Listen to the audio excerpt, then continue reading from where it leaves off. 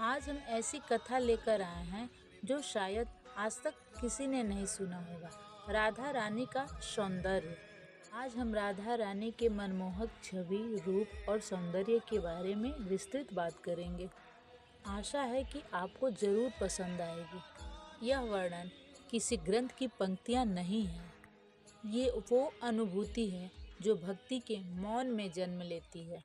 राधा रानी की खूबसूरती आंखों से नहीं दिखती।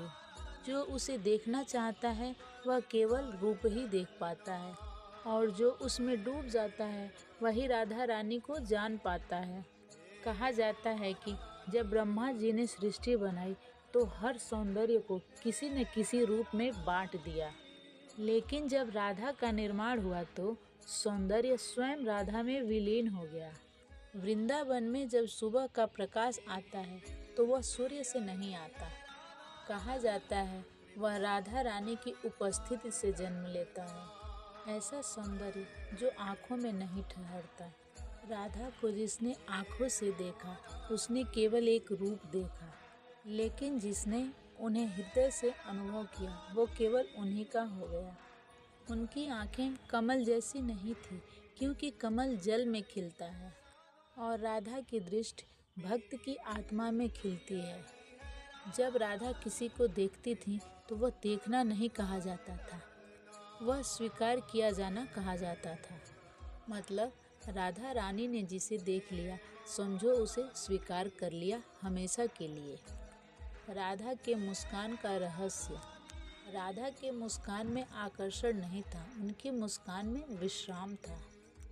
क्योंकि जो थका हुआ होता, जो टूट चुका होता, जो स्वयं से हार चुका होता, वह राधा का मुस्कान देखकर अपने आंसू भूल जाता है।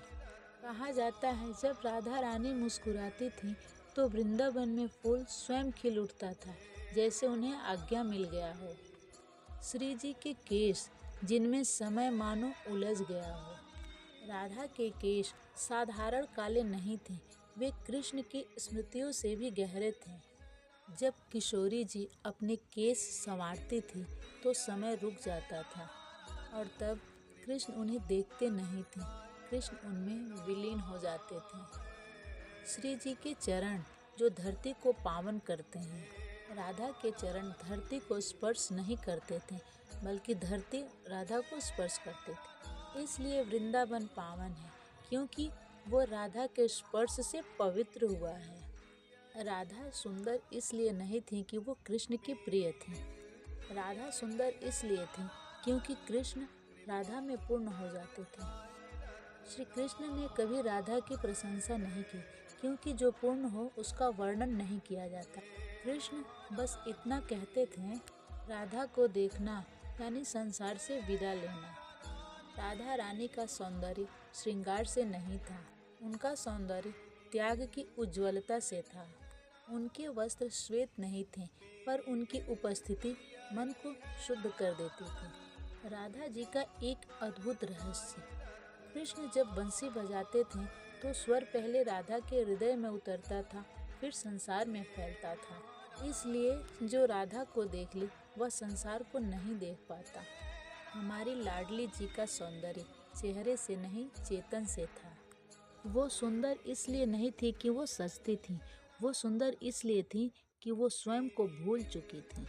श्री कृष्ण कहते हैं जिसने राधा को समझ लिया उसे शास्त्रों को समझने की आवश्यकता नहीं है। श्री कृष्ण भी राधा से पूर्ण होते हैं। अगर कृष्ण बंसी हैं तो राधा श्वास है, अगर कृष्ण मार्ग हैं तो राधा उनकी मंजिल है, और अगर कृष्ण मोक्ष हैं तो राधा उस मोक्ष का प्रेम है। जय श्री कृष्णा। राधे राधे।